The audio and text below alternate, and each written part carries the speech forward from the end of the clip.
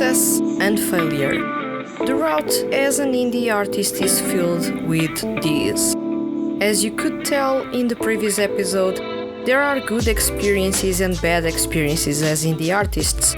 There's also a wide variety of reasons as to why would a SeiYuu refuse joining a major music label and just do their thing. But what if they founded their own music labels? Let's kick off this episode of SeiYuu Lounge.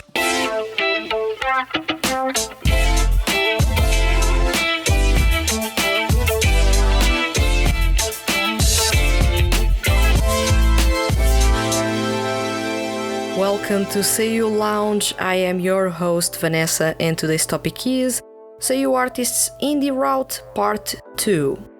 This is the last part in this series, that is, unless there are more SeiYuu venturing the indie route in the future. As mentioned in the previous episode, this topic was suggested by Grecia Delgado on YouTube. Once again, a big thank you for your comment and suggesting such an interesting topic to cover. We're back covering the careers of some SeiYuu artists that decided to go the indie route instead of going to a major music label, at times the mainstream route. But with a twist.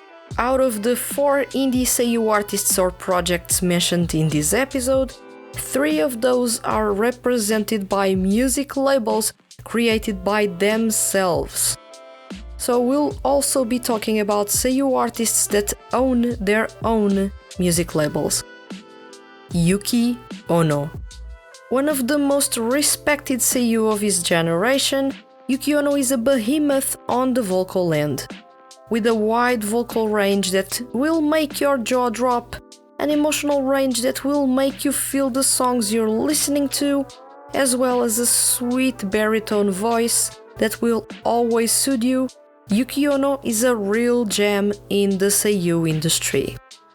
Up his sleeve he's got a powerful vibrato, beautiful falsetto, and a good control over head voice. He's versatile, performing a wide variety of music genres and fitting those like it's second nature to him.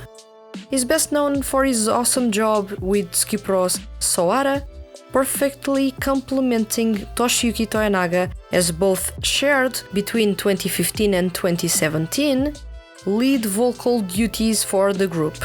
Since 2017, the lines have been equally shared with all 5 members, which took away a bit of the spotlight off of him.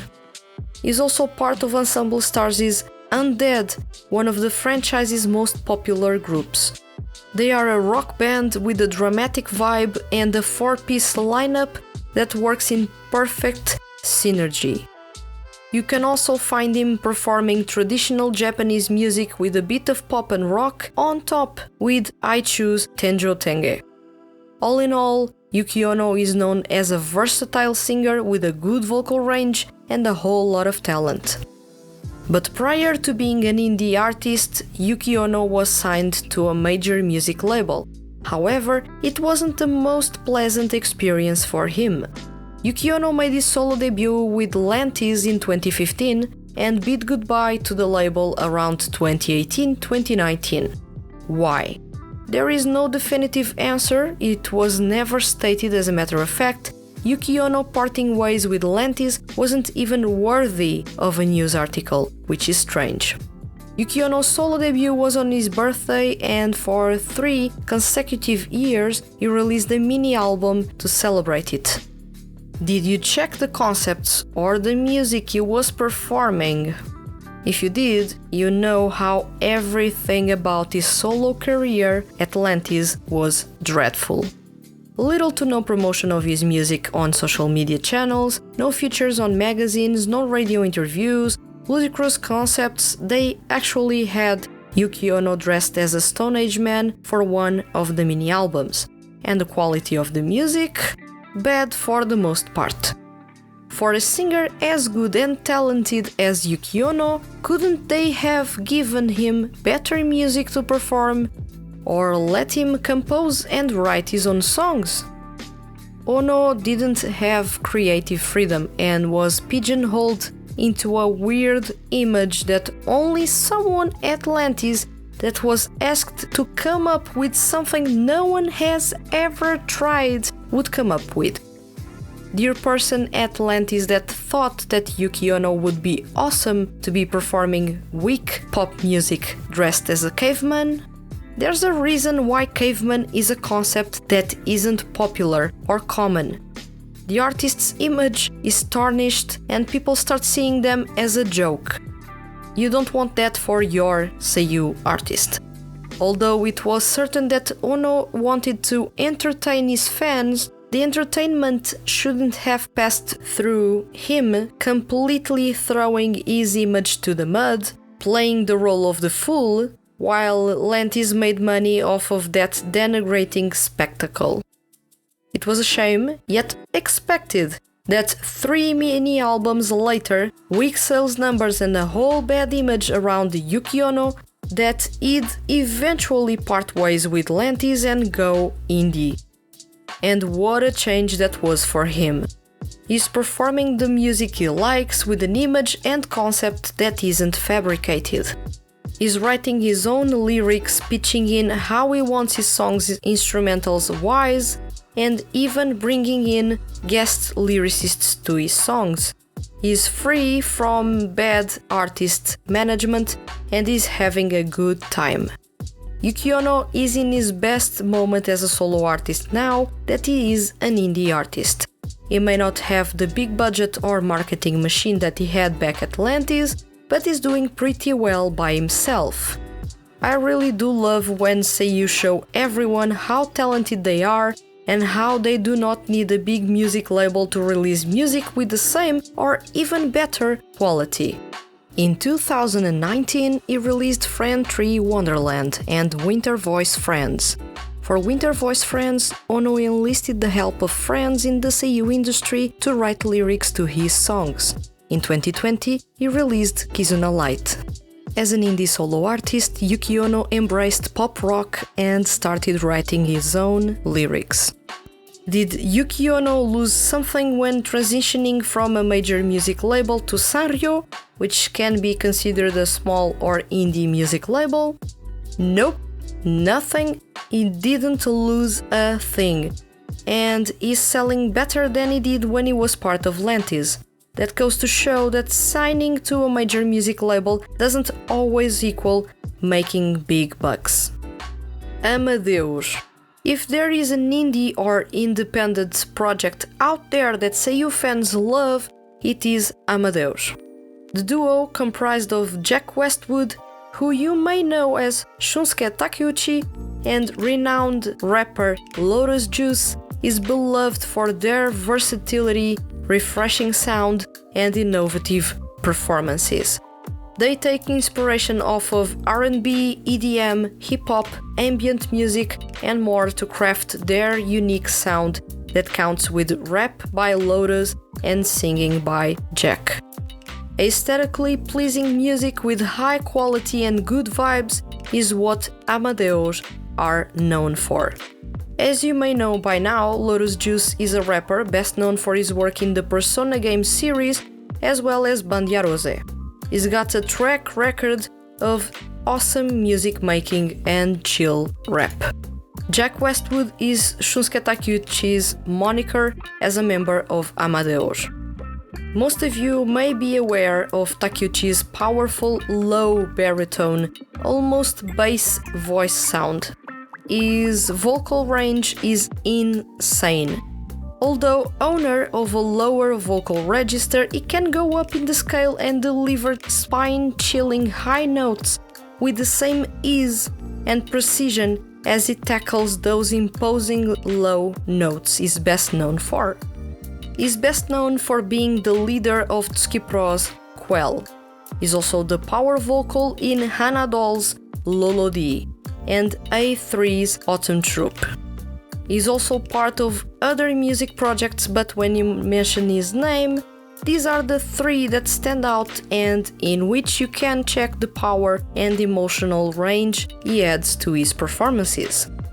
Takeuchi is really talented as a singer, adapting to a wide variety of music genres, and since founding Amadeus in 2018, he's been showing everyone his composition skills. Since their debut single, OMC, Amadeus have been releasing music under their own music label, Good Vibes Company. With complete control over the music they compose, write, and perform, as well as the music videos they record and release, Amadeus have been showing everyone that you can have high-quality music and visuals and not being necessarily tied up to a major music label. Toshiyuki Toyonaga. Easily pointed out as the best singer among male seiyuu, this is undisputed, fellow male seiyuu even say so. Toshiyuki Toyonaga has a reputation that precedes him. Owner of one of the widest vocal ranges among male seiyuu, Toyonaga is a true tenor with the ability of going lower and lower on his vocal range and still deliver performances that will blow your mind. A vocal chameleon, Toyonaga fits any music genre you have him tackle. Rock, rap, pop, enka, EDM, lyrical music, and jazz are among the music genres he's already showed his cards in, dazzling everyone that had the pleasure of listening to his music. If there's a seiyuu that is everywhere in the 2D music industry, it's him. He's been part of 14 2D music projects, with 10 of those still being active as I speak. Pythagoras Productions' Lagrange Point was the very first 2D music project he's worked in, leading the duo through a series of impressive performances. He's also part of Tsukipro's Sowara. He's the main vocal for the band, breathing life into them while channeling an endearing, youthful vibe that makes Sowara's music memorable. B Project's Thrive is another group that fans will instantly associate with the name Toshiyuki Toyonaga. He's the leader of the alluring trio, delivering quite the saucy performances alongside Kazuki Kato and Natsuki Hanae. As part of A3's Winter Troupe, he's been nothing short of eccentric. Quirky performances that only Toyonaga could tackle can be found in here. He's also part of the Dear Vocalist franchise as Momochi. What is interesting about this project and the performances he delivers as Momochi is that the character itself is known for its versatility and how the band they front is not tied to a specific music genre. That was almost like a tailor-made role for Toshiyuki Toyonaga. As Momochi, Toyonaga has delivered enka-inspired performances, tackled rock, hip-hop, trap, and EDM, showcasing his insane range and versatility time and time again, no matter how complex the performances are. Given how much of a chameleon he is, it came as no surprise when he was announced as a member of Paradox Live's Cosmes. As part of this rap duo, he's showcased his flow, flair, and technique. As of late, Toyonaga has been cast in rock music projects. He joined Carnelian Blood's Erosion, 5-piece rock band signed to Reject, and has been pivotal for the band to have a strong core. He also joined the Dig Rock franchise as the frontman for a Hound Roar band that has yet to make their debut.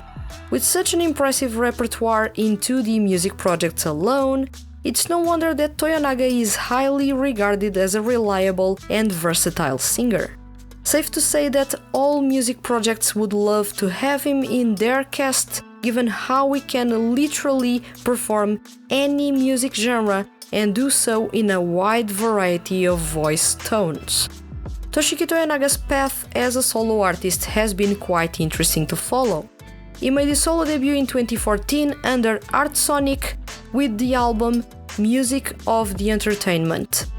That album is, to this date, still one of the best albums ever released by male seiyuu. Toyonaga composed the songs, wrote the lyrics, arranged some of the songs and produced the album.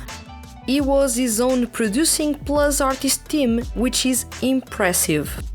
Sony Music Japan would catch wind of that impressive release and Toyonaga's talents, and would end up signing him to Aniplex Plus in 2015. Under Aniplex Plus, Toyonaga saw his creative freedom reduced to nothing. He was performing Anisong, stuck in the same pop-rock sound that everyone else had. Yes, he was still the Toshiki Toyonaga that his fans knew, and he was still shining despite the fact that most of the music released under Aniplex Plus being quite underwhelming in terms of quality, especially in comparison to what Toyonaga had pulled off with music of the entertainment.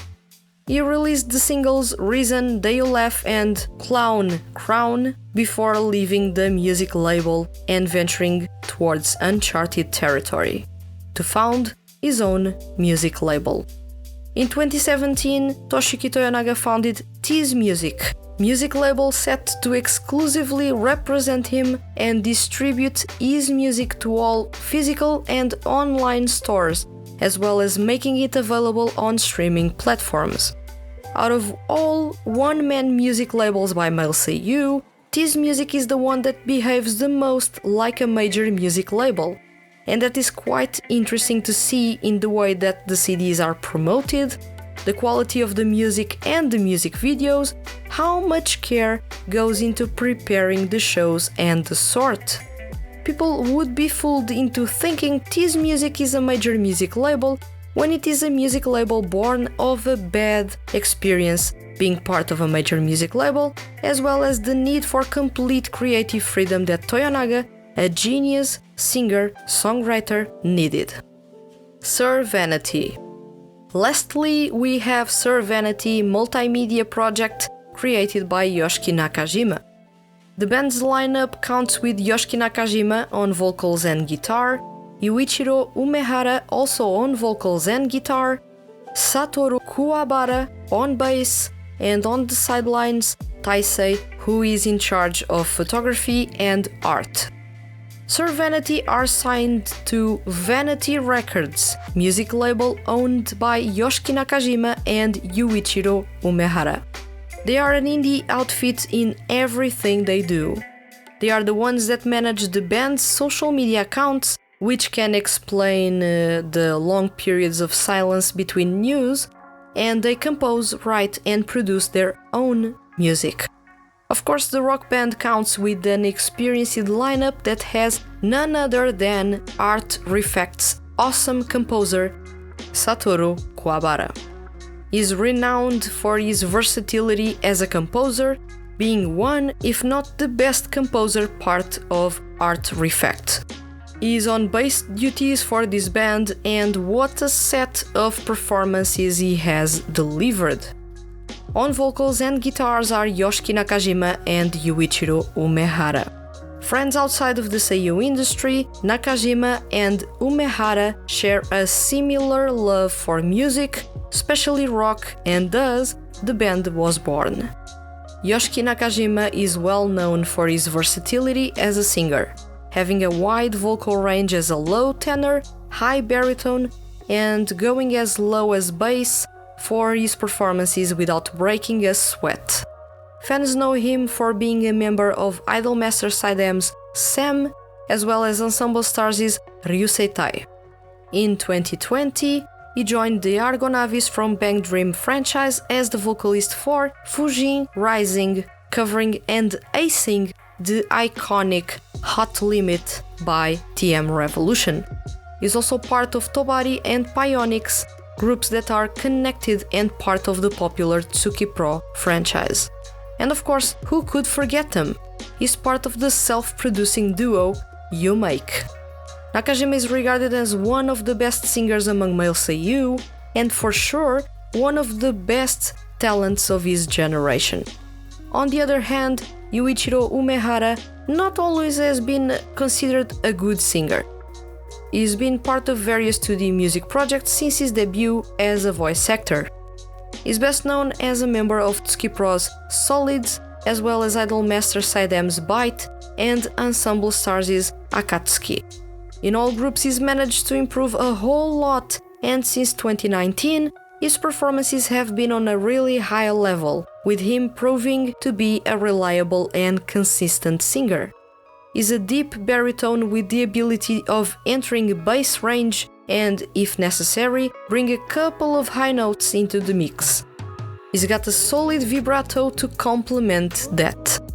Under their own music label, Vanity Records, Sir Vanity have released the single Vanity Haruka, and fans were mesmerized by their production quality, interesting lyrics and powerful vocals. Once again, Sir Vanity arrived to put an emphasis on how high quality can indie music be, as well as how creative seiyuu nowadays are. At the same time, Sir Vanity heavily benefited from Nakajima and Umehara's popularity to boost their visibility, something that was a stroke of genius. This comes to prove that as long as you are resourceful, making good use of what you have in hand, seiyuu artists can have a comfortable indie career, own their music labels, and make all the money they deserve for their hard work. It may not work for everyone, but this is a genuinely good option for those seiyuu that enjoy their freedom and at the same time are confident enough of their popularity, in a way knowing that the move to indie in nothing has affected or will affect their visibility and sales. If it is something seiyuu are trying off the bat, it can be hard to make themselves visible at first. Nevertheless, there are indie music labels that know how to promote their artists, even if they have small budgets.